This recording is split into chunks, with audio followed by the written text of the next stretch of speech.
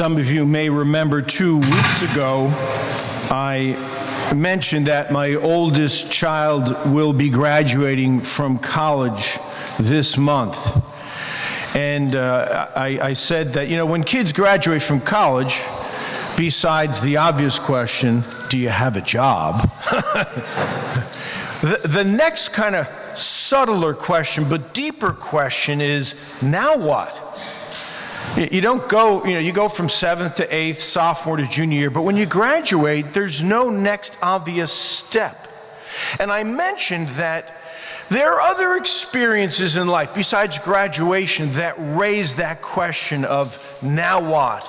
Who am I? What will I do with my life? For instance, when the kids move out of the house, or maybe when you go through those mid-career blues, or when a relationship collapses, or you retire, or you grow old. That question of, now what? Who am I? What do I do with my life? Can creep up.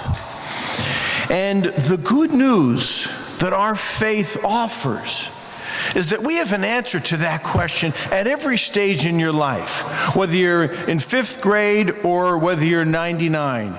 Our faith offers a very powerful answer to now what? Who am I? What should I do with my life? And the answer is this: we are disciples of the risen Jesus.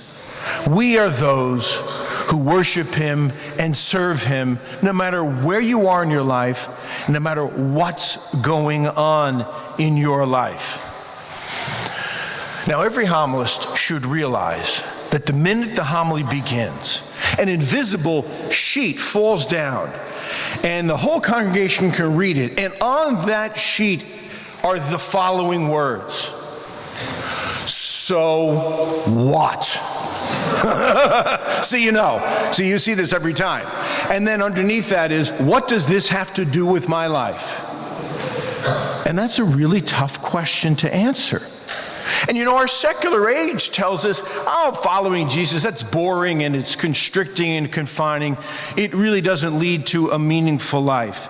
But I'm here to tell you that the secular age is wrong. I'm here to tell you that following Jesus, serving him, makes for a very exciting and dynamic and meaningful and purposeful life and community.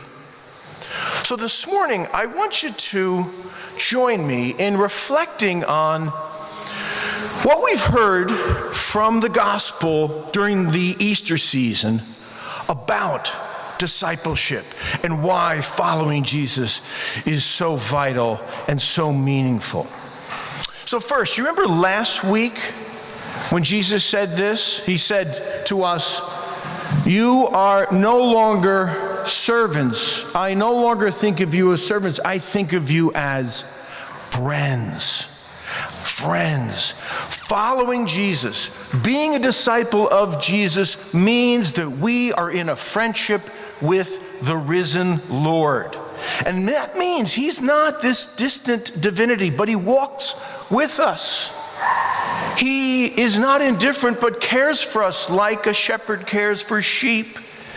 And he walks with us throughout every part of our life, the joys and the hardships. And this friend, he knows you. He gets you like nobody else. And you know his voice, and he knows your name. Right now, I want you to just imagine for a second the risen Lord speaking your name. Paul, Peter, Jane, Mary. He knows your name, and he speaks to you as one friend does to another. Now, this friendship with the Lord, there's more to it. There's so much more to it. Remember when we heard about the vine and the branches? You see, being in a friendship with the Lord means we are permanently connected to him. Just as those branches are connected to the main vine, we are invited to be connected to him all the time, no matter what's going on. And just as those branches get their life from the main vine, we are invited to receive his divine life, a life that is greater than death. You see, no more do we have to live life only on our limited resources. We have access to his very life. We are connected to him. He remains in us, and we are invited to remain in him. Now notice what this means.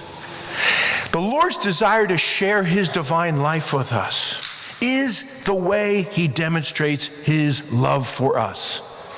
This friend knows you, is connected to you, and he loves you. He loves you like no one else. He's given his life for you. So you may be sitting there saying, well, what does the ascension then have to do with any of this? What does the ascension have to do with being Jesus' disciple and friend? Because it seems like the ascension tells us that he left us for heaven. Although if you listen to what Father Andrew said at the beginning of Mass, the ascension doesn't mean that he's left us.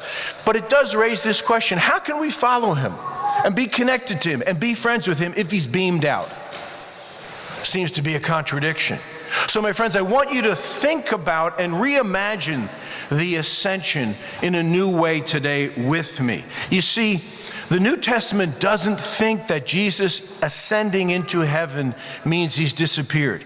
If you listen to Mark's gospel, the passage we just heard, the last part of the gospel, something very interesting is said. Mark says the following: we hear that after Jesus ascends to heaven, they preached everywhere. And then here's the key line: and the Lord worked with them. He ascended, they preached, and the Lord worked with them. You see, for the New Testament writers, Jesus' ascension does not mean he's left us or beamed out. It means that actually he is now with us in a new, powerful way. The ascension doesn't mean he's beamed out to this penthouse in the sky, leaving us here by ourselves. No, heaven is the inner dimension of God's creation. He's entered into the divine control center of all things. And because he's now in heaven, in the center of everything, he can be present to us everywhere and anywhere. Whether you are on a spaceship far out in the distant galaxies or right here, he can be present everywhere because he is within. He's in the inner dimension. So stop thinking of the ascension as he's beamed to the penthouse, but start thinking, no, he's entered into the inner dimension of creation, the divine control center. And it's from the divine control center that he can send us the Spirit. That's why we're connected to him, because the Spirit connects us to him. That's why we can have a friendship with him. That's why we can serve him with all of these great gifts. That's why he can say, I promise you, I am with you always. Now you notice when Jesus ascends, we hear that he went up in a cloud, he sits at the right hand of the Father. This is all biblical speak for coronation. Because the ascension means not only is Jesus in the inner center of creation, the control center, but he has been coronated. He is the King of the cosmos and sits with the Father. He is the King who sends us his Spirit so that as the King of the cosmos, we worship him. We offer him our allegiance and our praise. To be a disciple of Jesus, it means we're his friends. It means we're connected to him. It means he sends us his life so that we can worship him and serve him. And just think, moms, just think, wives, if your sons receive that Spirit and all of a sudden receive some wisdom, all of a sudden their hearts were enlightened, wouldn't that be good if your sons and husbands got a little bit of that? That would make for a great Mother's Day gift, wouldn't it? So my friends, on this Feast of the Ascension, we are reminded that we are disciples of the King of the cosmos. We are followers of Jesus who sends us the life of heaven so that we live out of his life and his friendship. This, my friends, is why I told you there is nothing more dynamic and exciting and meaningful than being his disciples. Amen.